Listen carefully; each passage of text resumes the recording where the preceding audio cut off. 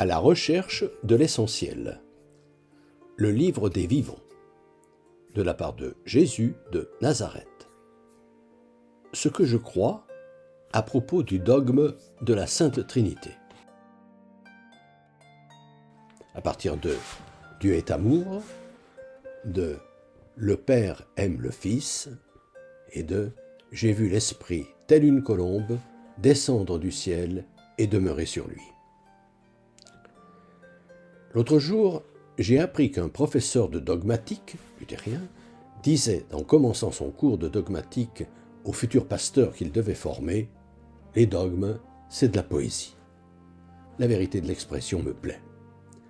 Pour donner une idée de l'amour de Dieu, pour dire qu'il est amour, amour total, parfait, les théologiens utilisent l'image d'un Dieu en 3 personnes.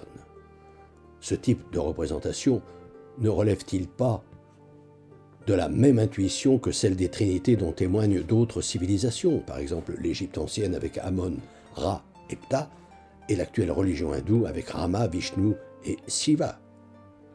Quant au chiffre 3, savoir s'il ne procède pas de notre cerveau qui s'est imaginé ce qui n'existe pas dans la nature, par exemple la ligne droite. Un Dieu en 3 personnes, où le Père est amour, un amour d'une telle intensité qu'il en devient, si j'ose dire, un être vivant, son Fils. Un Fils qui, en retour, aime son Père d'un amour tellement intense que cet échange d'amour entre le Fils et le Père et le Fils en devient lui-même à son tour une 3e personne, le Saint-Esprit. Ainsi, selon les théologiens, ces savants qui étudient qui est Dieu, alors que ce genre d'étude est interdit dès le 2e chapitre de la Genèse, sous l'image de l'arbre de la connaissance dont il ne faut pas manger les fruits sous peine d'en mourir, l'amour divin, incommensurable, impossible à imaginer, se boucle-t-il dans l'unité de la Sainte Trinité. Savante démonstration dont je retiendrai cependant que l'amour, le véritable amour, n'est pas satisfaction des sens, mais don total, c'est-à-dire, avant tout, mouvement de soi vers l'autre, ce qui aide à comprendre ce que veut vraiment dire le mot « aimer ».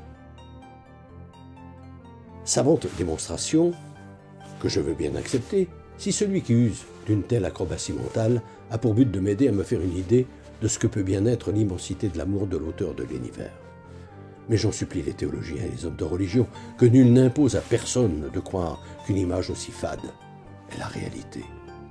À coup sûr, s'il persiste à le faire, il n'a jamais observé un ciel étoilé, ni l'éclat de lumière dont s'illuminent les yeux des amoureux, ou des petits-enfants pour leur mère. Pour ceux qui n'arrivent pas à mordre à de telles définitions dont l'aridité, s'il était possible, serait plutôt du genre à faire perdre la foi à ceux qui sont comme moi, qu'ils s'en tiennent à la notion d'un Dieu qui se veut Père, tel que nous l'a révélé Jésus, et en conséquence à l'invitation joyeuse à partager qu'entraîne forcément toute vraie fraternité.